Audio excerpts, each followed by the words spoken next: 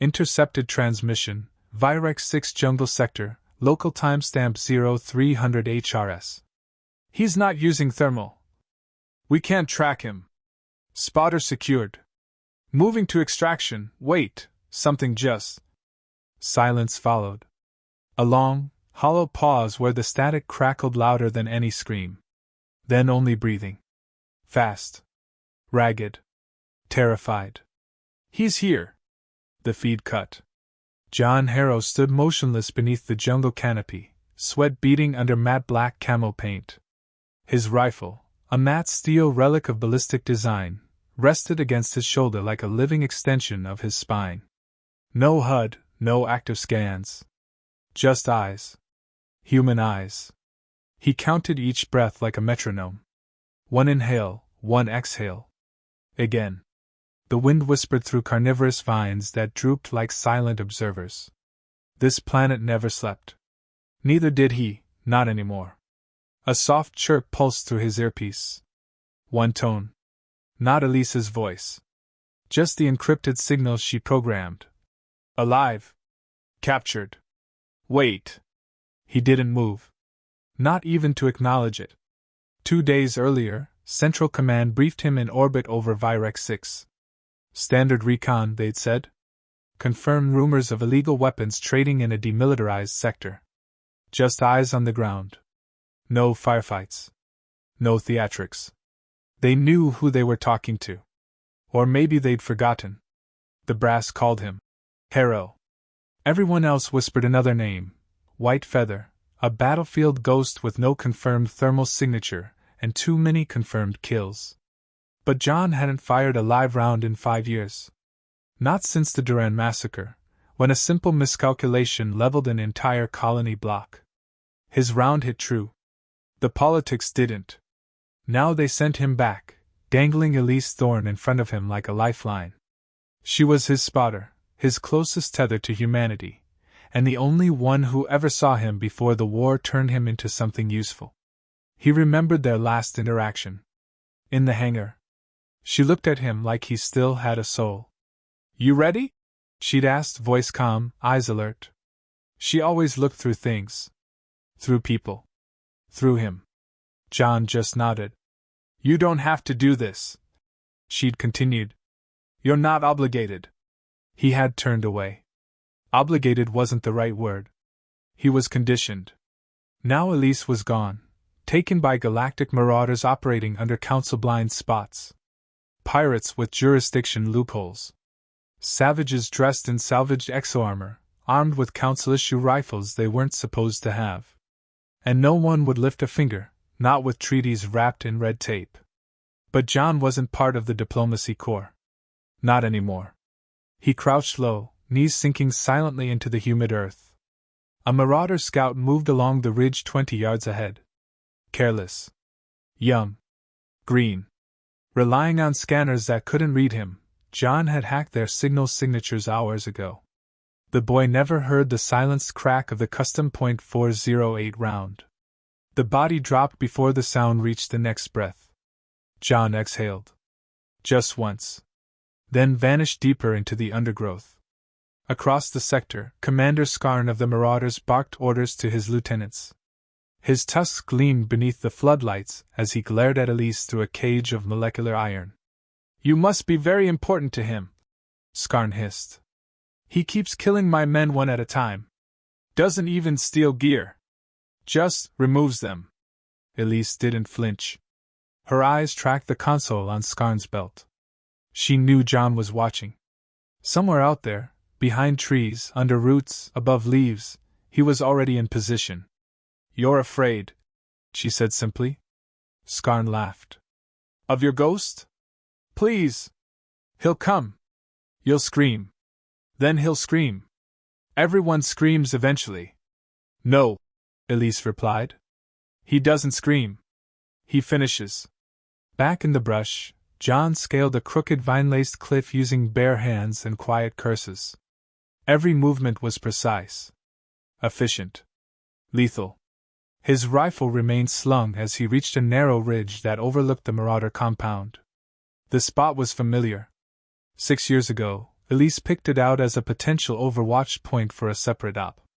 She traced wind vectors on his palm, whispering how bullets could ride the air like whispers if he respected the terrain.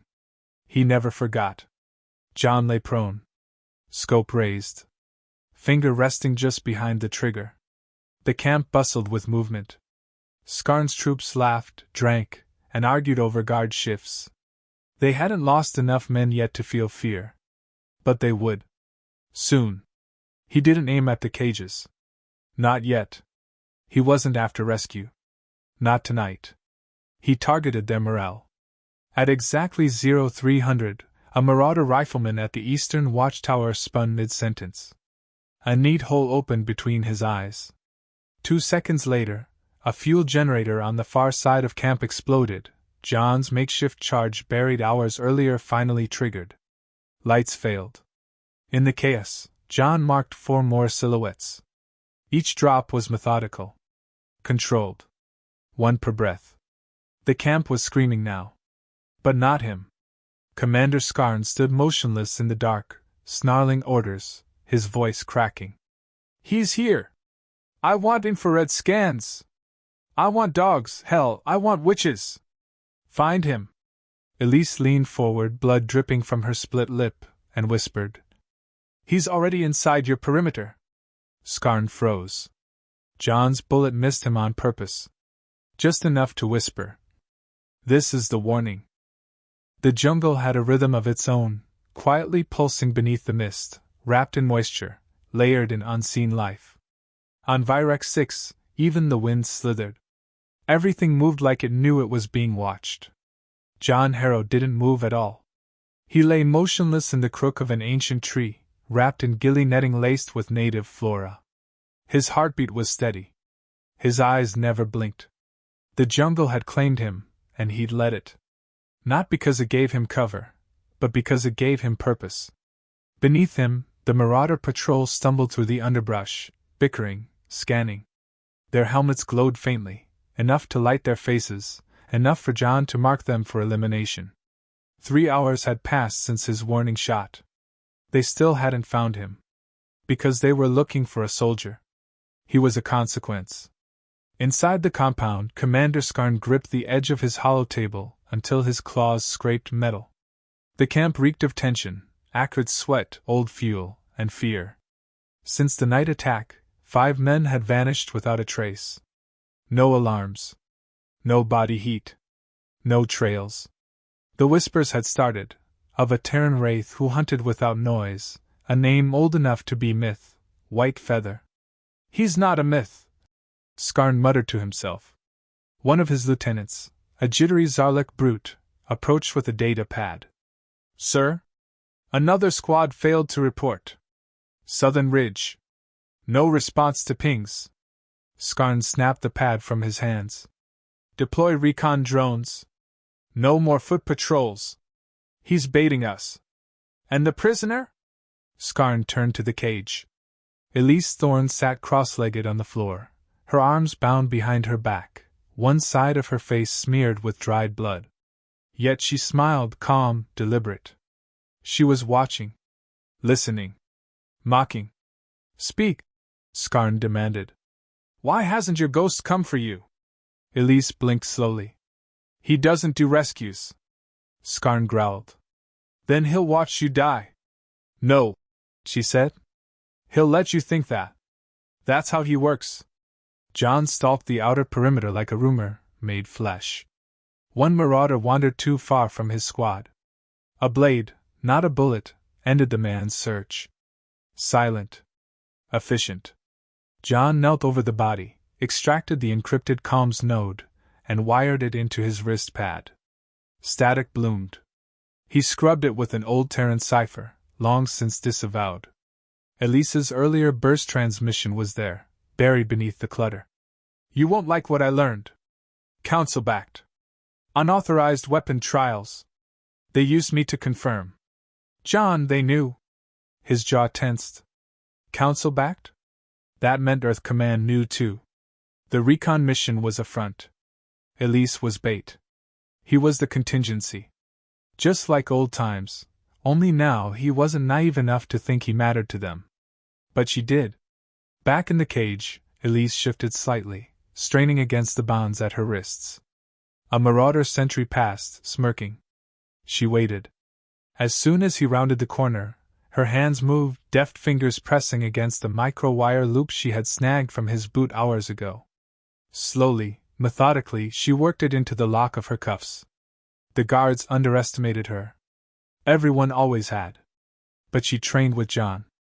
Lived through the hell moons of Ganymede. She wasn't waiting for rescue. She was preparing for war. The Marauder barracks ignited in a fireball that lit the night sky like a false dawn. Metal screamed. Men shouted. Sirens failed. Skarn stood at the edge of the blast radius, gaping at the carnage. "He's escalating," one of his officers whispered. "That was our own ammo stockpile." "No," Skarn snarled. "That was precision. That was a message." He turned toward the cage. Elise was gone. John met her just beyond the tree line. She emerged from the smoke like an apparition, blood on her sleeve, a stolen pistol in her grip. "You're late," she said, panting. "You got out?" John replied, not hiding the hint of relief. "I watched you work," she said with a tired grin. "Figured I had time." He stepped forward, checked her injuries, then handed her a fresh mag. "This isn't just Marauders," he said. "Council's running black tests here. Weapon prototypes. Earth let them. We were the trigger." Her expression darkened. "So they planned to lose us both? Until I didn't die on schedule," he said. "Now they've got a ghost problem." Elise's voice dropped to a whisper. "Let's haunt them properly." Back at the compound, Skarn stood in front of his last remaining officer. Smoke curled around the ruins behind him. Every third tent was burning. Most of his men were either dead, missing, or running toward the landing bays. Only a few still believed the enemy could be stopped. Skarn's fangs bared. "No more shadow games. Find them. Burn the jungle if you must. I want his skull." In the branches above the northern quadrant, John watched Skarn's speech through stolen optics. Elise sat beside him, patching into the orbital relay tower with her custom uplink. "They're jamming the Council's own channels," she murmured. "They're hiding this entire op probably to erase the evidence after we're dealt with." John chambered a fresh round. "Then let's make ourselves unforgettable." He squeezed the trigger. A second later, the relay tower exploded in a storm of sparks. The sky above Virex 6 bled copper as dawn crept in through the smoke, illuminating the broken remains of the Marauder encampment. Fires still smoldered where once towers stood. The relay station was nothing but twisted steel and scorched earth, its collapse a beacon of defiance etched into the horizon. From his vantage point along the ridge, John Harrow stared through the scope of his rifle, breath steady, heartbeat silent. The silence was not peace. It was tension held taut like the thread of a drawn bow. Elise sat beside him, knees muddied, fingertips blistered from hacking the Council's shield network. "They'll double patrols now," she muttered, scanning the handheld data slate. "Skarn's afraid. Desperation makes people brave, or stupid." John didn't respond. His focus was on the courtyard below, where Skarn stood flanked by the few officers he had left. They looked like survivors, not soldiers, burned, panicked, and disoriented. Still dangerous. "Half his men have deserted," Elise added. "They're already fleeing to the northern jungle. The rest are hunkering down, hoping reinforcements show." "No one's coming," John said flatly. "Council's washing its hands." "They'll blame us," she replied. "Make us the ghosts of a failed op, disavow everything." John's jaw tightened. "Let them. But we bury the truth in every bullet." He adjusted the scope, settling on Skarn's command post. There were no guards left at the door. Inside that post, Skarn was losing his grip. Maps were torn from the walls, half-charred and useless. Every communication channel returned static or automated denials.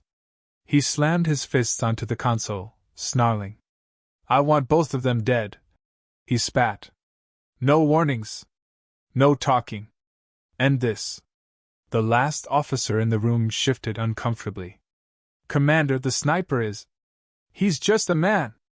Skarn roared, pacing like a caged beast. He bleeds like the rest. No, the officer said quietly. He doesn't. A silence followed, thick with implication. Elise handed John a biometric cartridge, pale blue, cracked at the edges. It's encoded, she said. Council intel. Internal logs, research files, and one entry marked Prototype 7. I don't like what's in it. John loaded the cartridge into his neural link. A flash of data surged across his vision: schematics, chemical trials, behavioral models. It wasn't weapons they were testing. It was humans.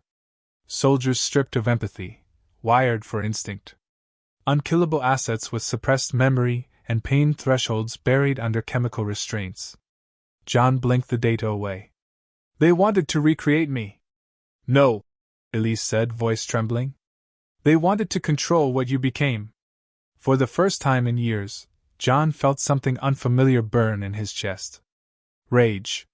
He stood up slowly, slinging his rifle across his back. We finish this tonight. Elise lipped up. You're going in? No, he said. I'm going loud. She nodded, handing him a repulsor charge. Signal me when you're done. I'll launch the uplink. The whole galaxy's going to see this. John took the charge, turned, and vanished into the undergrowth, once more becoming shadow. Night fell hard over the compound, wrapping the ruins in velvet black. The air thickened, humid with anticipation. Every leaf rustled like a warning. A single flare ignited in the southern quadrant, blinding white, pulsing twice. Then came the gunfire. Not wild. Not panicked. Precise. Every shot had intention. Every echo sowed case. John moved like a storm through the skeletal remains of the camp, dropping targets before they knew they were marked. One bullet pierced the generator's coolant valve, flooding the armory with acidic vapor. Another detonated the mess hall's compressed fuel tanks. Screams. Shouts. Drones failed midair. Comms died in bursts of static. From the trees, Elise watched the chaos unfold and pressed her uplink beacon. Satellites caught the feed, broadcasting across all open galactic channels. A signal burst alive on every frequency. Illegal genetic warfare trials. Council complicit. Human assets abandoned. Evidence attached. The message carried John's ID tag. The universe would know. Skarn retreated to the central hall, breath ragged, weapon drawn. His officers were gone. Only he remained, stripped of command, stripped of illusion. A single feather drifted down through the broken ceiling. He looked up. John stood there, boots silent on the crossbeam, rifle pointed down like a judge delivering sentence. Your white feather, Skarn said through gritted teeth. A phantom. John's voice was calm, sharp. I'm a man you forced to become myth. He fired. Skarn crumpled. No scream. No fight. Just the end. John descended into the burning compound. Elise met him at the perimeter, ash clinging to her hair. It's done, she said. He handed her Skarn's command node. Let the galaxy dissect his lies. What about us? He paused. We disappear. High above, in the orbiting Council observation ship, a lone ambassador stared at the transmission feed. Do we respond? Ambassador. No. We erase. And we pray we never provoke Earth again. The jungle no longer whispered. It roared. The night sky above Virex 6 glowed red from the flames devouring the last of the Marauder compound. Metal cracked, beams crumbled, and smoke rose like a funeral pyre visible from orbit. The earth trembled beneath John Harrow's boots, but he remained steady, eyes fixed on the destruction he had wrought. Not in anger. Not for vengeance. But as a warning. Beside him, Elise Thorne stood bruised, breathing heavily, blood and soot streaking her face. The uplink she had launched an hour ago still pulsed faintly on her hip, its signal bouncing between satellites, transmitting truth across systems where silence once reigned. She broke the quiet. Council chatters in freefall. Emergency channels are clogged. Earth Command's been pinged 38 times in the last 20 minutes. John didn't answer. You did it, she added, softer now. We made them see. He finally looked at her, eyes no longer cold, but calm with resolve. They didn't see. They were forced to witness. Orbiting above the chaos, aboard the Delyrix, council delegates stared at the footage Elise had transmitted. 100 alien dignitaries, all silent. Shall I dispatch a retrieval team for the survivors? Ambassador Kalvex shook his head. There won't be survivors. Not where that man walks. Another delegate leaned forward, voice low with dread. He took out an entire battalion with no reinforcements, minimal tech, and complete control of the terrain. Kalvex's gaze remained on the flickering holoscreen. Not just control. He became the terrain. Shall we designate him a war criminal? The ambassador hesitated. No. That would imply we want his attention. Down below, John and Elise moved through the burning compound's skeleton. The air buzzed with distant drones, but none approached. The jungle, thick and alive, remained untouched beyond the perimeter, as if the forest itself had closed ranks around him. Elise, John said suddenly, slowing his pace. What was Prototype 7? She paused. I decrypted more of it during the feed. It wasn't just about enhancing soldiers. It was about replicating you. John's eyes narrowed. Me? Not your skills. Your psychology. The silence. The restraint. The fear you provoke. They were going to bottle it, sell it to their own Black Ops programs. They were going to sell a man who stopped being human. No, Elise replied.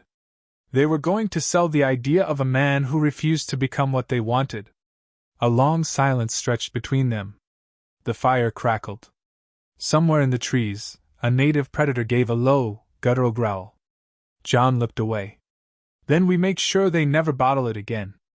As dawn finally broke, the final evacuation shuttle, one of the Marauders' stolen crafts, hovered over the edge of the ridge.